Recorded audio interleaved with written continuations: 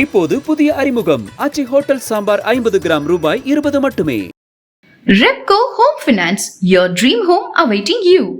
வணக்கம் நண்பர்களே, மின்னம்பலம் டிஜிட்டல் திண்ணைக்கு உங்களை வரவேற்கிறோம். நான் ராகவேந்திர ஆரா. இன்று டிசம்பர் 13ஆம் தேதி அமைச்சர் செந்தில் பாலாஜிக்கு உச்சநீதிமன்றம் வழங்கிய ஜாமீனுக்கு எதிராக உச்சநீதிமன்றத்திலேயே ஒரு வழக்கு தொடுக்கப்பட்டது. அந்த வழக்கின் விசாரணை இன்று வந்தது. அந்த விசாரணையில் என்ன நடந்தது என்பது பற்றியும், வருகிற டிசம்பர் 15 அதாவது நாளை மறுநாள் அதிமுகவுடைய பொதுக்குழு கூட்டம் கூட இருக்கிறது. தமிழ்நாடு முழுவதும் ஆங்காங்கே பரவலாக மழை, வெள்ளம் ஆகியவை ஏற்படுகிற அபாயம் இருப்பதாக வானிலை அறிவிப்பு மையம் சொல்கிற நிலையில் அதிமுகவுடைய பொதுக்குழு கூட்டம் பற்றி அதிமுகவுக்குள் என்ன விவாதங்கள் நடந்து வருகின்றன என்ற இரண்டு விஷயங்களை பற்றித்தான் இன்றைய வீடியோவிலே பார்க்கிறோம். முதலில், இன்று உச்சநீதிமன்றத்தில் அமைச்சர் செந்தில் பாலாஜிக்கு எதிராக வித்யாகுமார் என்பவர் ஏற்கனவே செப்டம்பர் 26ஆம் தேதி உச்சநீதிமன்றம் அமலாக்கத்துறை தொடுத்த அந்த PMLA வழக்கில் கிட்டத்தட்ட 1.5 வருடங்கள் கழித்து ஜாமீன் வழங்கியது. அந்த ஜாமீன் பெற்ற செப்டம்பர் 26ஆம் தேதி ஜாமீன் பெற்றார் என்றால் 29ஆம் தேதி அவர் தமிழ்நாடு அமைச்சராக மீண்டும் பதவியேற்றுக் கொண்டார். இந்த நிலையில் வித்யாகுமார் என்பவர் உச்சநீதிமன்றத்திலே தாக்கல் செய்த ஒரு மனுவில் குற்றம் சாட்டப்பட்ட அமலாக்கத்துறையுடைய வழக்கை எதிர்கொண்டு வருகிற செந்தில் பாலாஜி அமைச்சராக இருப்பதால் கீழமை நீதிமன்றத்தில் அவர் மீது நடைபெற்று வரும் அந்த அமலாக்கத்துறை தொடர்ந்த வழக்கின் விசாரணை பாதிக்கப்படும் வாய்ப்பு இருக்கிறது. எனவே அவருக்கு வழங்கப்பட்ட ஜாமீனை ரத்து செய்ய வேண்டும் என்ற கோரிக்கையோடு உச்சநீதிமன்றத்தை அணுகினார். இந்த வழக்கு டிசம்பர் 2ஆம் தேதி விசாரணைக்கு வந்தது. அப்போது செந்தில் பாலாஜிக்கு ஜாமீன் வழங்கிய, அதாவது நீதிபதி அபய் எஸ் ஓகா, அவரே என்ன சொன்னார் என்றால், நாங்கள் இன்னைக்கு ஜாமீன் கொடுக்குறோம், நீங்கள் அடுத்த நாளில் ஓரிரு நாளில் நீங்கள் அமைச்சராகிடுறீங்க, என்ன நடக்குது என்று ஒரு கேள்வியை கேட்டார். மேலும் இதை உடனடியாக நாங்கள் வழங்கிய ஜாமீனை திரும்ப பெறுவது பற்றி எந்த முடிவும் எடுக்க முடியாது என்று சொல்லிவிட்டு டிசம்பர் 13ஆம் தேதிக்கு இந்த வழக்கை ஒத்திவைத்தார். இந்நிலையில் இந்த வழக்கு இன்று விசாரணைக்கு வந்தது. நன்றாக கவனிக்க வேண்டும், டிசம்பர் 2ஆம் தேதி இந்த வழக்கு விசாரணைக்கு வந்தபோது ED இதுக்குள்ளே வரல. அவங்க வித்யாகுமார் என்பவர் ஒரு வழக்கு தொடர்கிறார், அதிலே அது விசாரணைக்கு வருகிறது, அதை நீதிமன்றம் ஒத்தி வைக்கிறது, அவ்வளவுதான். இன்றைக்கு டிசம்பர் 13ஆம் தேதி இந்த வழக்கு விசாரணைக்கு வந்தபோது மத்திய அரசின் சொலிசிட்டர் ஜெனரல் துஷார் மேத்தா EDக்காக ஆஜராகி செந்தில் பாலாஜி அமைச்சராக நியமிக்கப்பட்ட காரணத்தால் கீழமை நீதிமன்றத்திலே PMLA வழக்கு விசாரணை பாதிக்கப்பட்டுள்ளது என்று ஒரு குற்றச்சாட்டை, ஒரு புகாரை நீதிபதிகள் முன்பு வைக்கிறார். மேலும் அவர் என்ன சொல்றாருன்னா, செந்தில் பாலாஜி அமைச்சராக இருப்பதால் கடந்த 2 மாதங்களாக விசாரணை நீதிமன்றத்தில் PWனா ப்ராசிக்யூஷன் விட்னஸ் என்று சொல்வார்கள், அந்த ப்ராசிக்யூஷன் விட்னஸ் உடைய குறுக்கு விசாரணை பாதிக்கப்பட்டிருக்கிறது. இது செந்தில் பாலாஜி அமைச்சராக இருக்கின்ற காரணத்தால் தான் இது போல நடக்கிறது. எனவே இந்த வழக்கில் உச்சநீதிமன்றம் தீவிர கவனம் செலுத்த வேண்டும் என்று ED சார்பில் ஆஜராகிற துஷார் மேத்தா நீதிமன்றத்தில் சொல்லிவிட்டு அவர் இன்னொரு வேண்டுகோளையும் வைக்கிறார். என்ன சொல்றாருன்னா, நாங்கள் அஃபிடவிட் தயாராக வைத்திருக்கிறோம், அதாவது ED சார்பில் செந்தில் பாலாஜிக்கு வழங்கப்பட்ட ஜாமீனை ரத்து செய்ய வேண்டும் என்ற எங்களுடைய வாதங்களை எழுத்துப்பூர்வமாக எழுதி அந்த அஃபிடவிட்டை நாங்கள் தயாராக வைத்திருக்கிறோம்.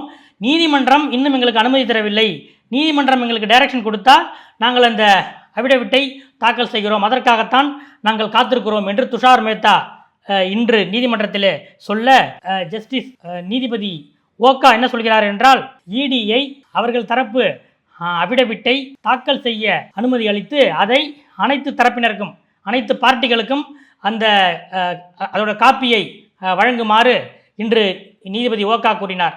அதாவது செந்தில் பாலாஜி தரப்பு மற்றும் அந்த வழக்கை தொடுத்த வித்யாகுமார் தரப்பு, இவர்களுக்கு EDயுடைய அந்த அஃபிடவிட் நகலை வழங்குமாறு சொல்லி இன்று நீதிபதி இந்த வழக்கை டிசம்பர் 18ஆம் தேதிக்கு ஒத்தி வைத்திருக்கிறார். இதற்கு இன்னொரு காரணமும் நீதிபதிகள் என்ன சொல்றாங்கன்னா, அதாவது செந்தில் பாலாஜிக்கு ஜாமீன் வழங்கிய அமர்வு இருக்கு இல்லையா, செப்டம்பர் 26ஆம் தேதி செந்தில் பாலாஜிக்கு ஜாமீன் வழங்கியது நீதிபதி அபய் எஸ் ஓகா மற்றும் நீதிபதி அகஸ்டின் ஜார்ஜ் ஆகியோர் அடங்கிய அமர்வு தான் அன்று பெயில் வழங்கியது.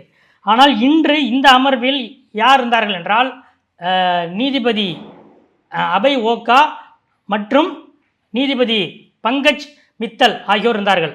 அதனால் நீதிபதி ஓகா என்ன ஃபீல் பண்ணார்னா, செந்தில் பாலாஜிக்கு பெயில் வழங்கிய அந்த அமர்வே இந்த வழக்கை விசாரித்தால் இன்னும் சரியாக இருக்கும் என்பதால் அந்த அமர்வில் இருந்த நீதிபதி அகஸ்டின் ஜார்ஜ் அவர் அடுத்த வாரம் தான் அபய் ஓகாவோட அந்த அமர்வில் வர்றாரு.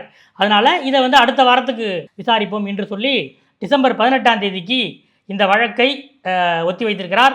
இதனால் தமிழ்நாட்டு அரசியலில் அதாவது உச்சநீதிமன்றம் டிசம்பர் 2ஆம் தேதியே ஒரு கண்டன குரல் எழுப்பியது. நாங்கள் இன்னைக்கு ஜாமீன் கொடுப்போம், நாளைக்கு மந்திரி ஆகிறீங்களே என்று ஒரு கேள்வி எழுப்பியது.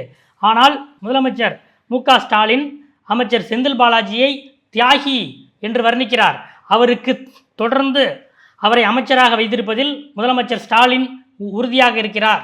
இது தார்மீக ரீதியாக மிக தவறு என்று அரசியல் வட்டாரத்தில் திமுகவுக்கு எதிராக எதிர்க்கட்சிகள் ஒரு புகாரை வைத்துக் கொண்டிருக்கின்றன.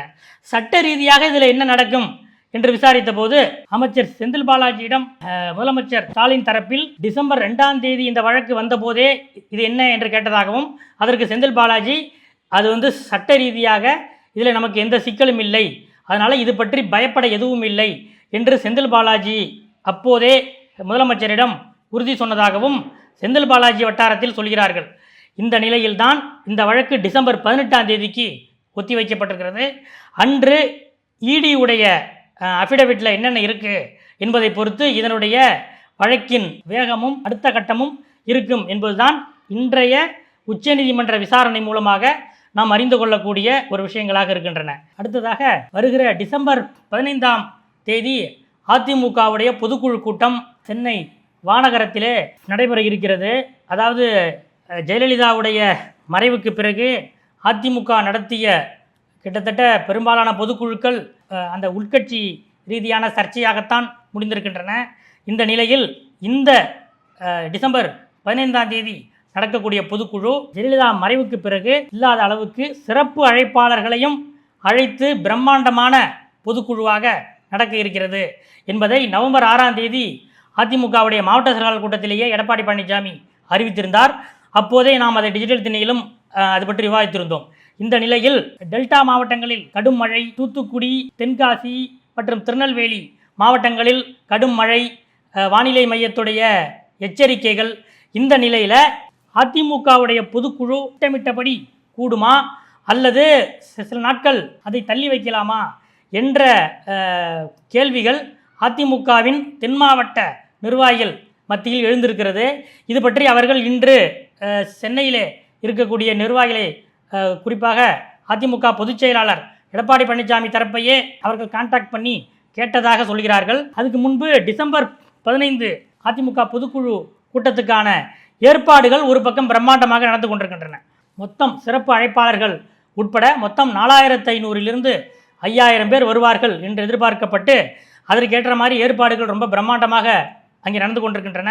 உணவு மட்டுமே சுமார் 7000 பேருக்கு போதுமான அளவுக்கு ரெடி செய்யப்படுகிறது என்று சொல்கிறார்கள். ஏனென்றால் பொதுக்குழு கூட்டத்துக்கு வந்தவர்கள் அங்கிருந்து வெளியே எடுத்துச் செல்லவும் வாய்ப்பு இருக்கிறது என்பதால் உணவு கிட்டத்தட்ட 7000 பேர் அளவுக்கு சாப்பிடும் அளவுக்கு ரெடி செய்யப்படுகிறது என்று சொல்கிறார்கள். சாப்பிடக்கூடிய இடம் உள்ள அந்த மண்டபத்தோட வழக்கமான டைனிங் ஹாலில் இடம் போதாது என்பதால் அந்த மண்டபத்தின் வளாகத்தில் வெளியே 1800 பேர் அமர்ந்து சாப்பிடக்கூடிய அளவுக்கு டைனிங் ஏற்பாடுகளும் செய்யப்பட்டு வருகின்றன. இன்று இந்த பொதுக்குழு ஏற்பாடுகளை முன்னாள் அமைச்சர் புதுக்கோட்டை விஜயபாஸ்கரும் பொதுக்குழு நடக்கும் மாவட்டத்தை சேர்ந்த முன்னாள் அமைச்சரும் அதிமுகவின் மாவட்ட செயலாளருமான பெஞ்சமின் அவர்களும் இணைந்து இன்று பார்வையிட்டார்கள்.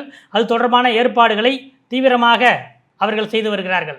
இந்த நிலையில்தான் இது மாதிரி டெல்டா மற்றும் தென் மாவட்டங்கள் இங்கே வெள்ளமாக இருக்கிறது என்ற ஒரு கேள்வியின் அடிப்படையில் பொதுக்குழுவுக்கு அந்த மாவட்டத்திலிருந்து எப்படி வர முடியும், அரசியல் ரீதியாகவும் இது நம் மீது விமர்சனத்தை வைக்காதா, அங்கங்கே மக்கள் வெள்ளத்தில் பாதிக்கிட்டு இருக்கும்போது இவங்க பொதுக்குழு கூட்டம் நடத்தி எடப்பாடி பழனிசாமியின் புகழ் பாடிட்டு இருக்காங்க அப்படின்ற ஒரு விமர்சனத்தை திமுக வலுவாக வைக்குமே என்றெல்லாம் அதிமுகவுடைய தென் மாவட்ட நிர்வாகிகள் இடையே பேச்சு எழுந்து அது பற்றி இங்கே சென்னையிலும் கேட்டிருக்கிறார்கள்.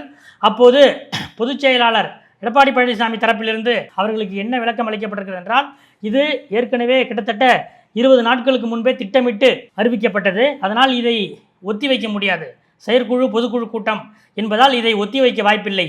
எனவே நீங்கள் வெள்ளத்தால் பாதிக்கப்பட்ட அந்த மக்களுக்கு நாம் சேவை செய்வது ஒரு பக்கம் இருந்தாலும் இது கட்சி நிகழ்ச்சி ஒரு நாள் தான், அதனால் நீங்கள் எப்படியாவது வந்துருங்க, ஒரு நாள் முன்கூட்டியே கூட இங்கே வந்து விடுங்கள் என்று அவர்களுக்கு அறிவுறுத்தப்பட்டிருக்கிறது என்று சொல்கிறார்கள். ஆனாலும் வெள்ளத்தால் பாதிக்கப்பட்ட மாவட்டங்களிலிருந்து அதிமுக பொதுக்குழுவுக்கு முழுமையான பங்களிப்பு இருக்குமா என்ற ஒரு விவாதம் இன்னும் அந்த கட்சியினர் மத்தியில் இருந்து கொண்டுதான் இருக்கிறது. இன்னும் சொல்ல போனால் மேலும் இந்த பொதுக்குழுவில் என்னென்ன தீர்மானங்கள் என்பதும் ஒரு பெரிய விவாதமாக உள்ளே இருக்கிறது. ஏனென்றால் மாநில அரசுக்கும் எதிர்க்கட்சி, மத்திய அரசுக்கும் எதிர்க்கட்சி என்ற வகையிலே இப்போது அதிமுக தன்னை அறிவித்துக் கொண்டிருப்பதால் மாநில திமுக அரசுக்கும் மத்திய பாஜக அரசுக்கும் எதிரான தீர்மானங்கள் இதில் இருக்கக்கூடும் என்று சொல்கிறார்கள். மேலும் சட்டம் ஒழுங்கு, போதைப்பொருள் புழக்கம் மற்றும் சமீபத்திலே விழுப்புரம் உள்ளிட்ட வட மாவட்டங்களில் ஏற்பட்ட வெள்ளத்துக்கு உரிய நிவாரணம் அளிக்கப்படவில்லை என்ற கண்டன தீர்மானங்களும் இந்த பொதுக்குழுவிலே நிறைவேற்றப்படும் என்று சொல்கிறார்கள். இதெல்லாம் தாண்டி சூரியமூர்த்தி என்பவர் தொடர்ந்த ஒரு வழக்கிலே இரட்டை இலை சின்னம் பற்றி விளக்கம் அளிக்குமாறு தேர்தல் ஆணையம் அதிமுக, எடப்பாடி பழனிசாமி, ஓபிஎஸ் உள்ளிட்டோருக்கு நோட்டீஸ் அனுப்பியிருக்காங்க. அதாவது அடுத்த வாரம் நீங்கள் தேர்தல் ஆணையத்துக்கு நீங்கள் பதில் அளிக்க வேண்டும் என்று. அந்த நிலையில் இந்த பொதுக்குழு கூட்டம் அது ஒரு மிக வலிமையான பதிலாக தேர்தல் ஆணையத்துக்கு அளிக்கும் மிக வலிமையான பதிலாக இருக்கும் என்றும் அதிமுக கருதுகிறது. அதாவது எடப்பாடி பழனிசாமி அவர்களை ஏகமனதாக பொதுச் செயலாளராக நாங்கள் அங்கீகரிக்கிறோம், கட்சியின் நிர்வாக அடிப்படையில் மாற்றங்கள் செய்வதற்கும் கூட்டணி யாரோடு வைப்பது என்பது உள்ளிட்ட விஷயங்களுக்கு முழுமையான அதிகாரத்தை பொதுச் செயலாளர் எடப்பாடி பழனிசாமிக்கு வழங்குகிறோம் என்ற தீர்மானமும் இந்த பொதுக்குழுவிலே நிறைவேற்றப்பட வாய்ப்பு இருக்கிறது. இந்த பொதுக்குழுவின் தீர்மானங்களே அடுத்த வாரம் தேர்தல் ஆணையத்துக்கு பதிலாக அளிக்கப்படுவதற்கும் வாய்ப்புகள் இருக்கின்றன. அந்த பதிலில் இதுவும் பொதுக்குழு தீர்மானங்களும் ஒரு அங்கமாக இருப்பதற்கும் வாய்ப்பு இருக்கின்றன என்று அதிமுக வட்டாரத்தில் சொல்கிறார்கள். இதுதான் இன்றைய அரசியல் அப்டேட். அடுத்தடுத்த அரசியல் அப்டேட்டுகளை அறிந்து கொள்ள தொடர்ந்து காத்திருங்கள். நன்றி. இப்போது புதிய அறிமுகம் ஆச்சி ஹோட்டல் சாம்பார் 50 கிராம் ரூபாய் 20 மட்டுமே. Repco Home Finance, your dream home awaiting you. மின்னம்பலம்.com தமிழின் முதல் மொபைல் பத்திரிகை.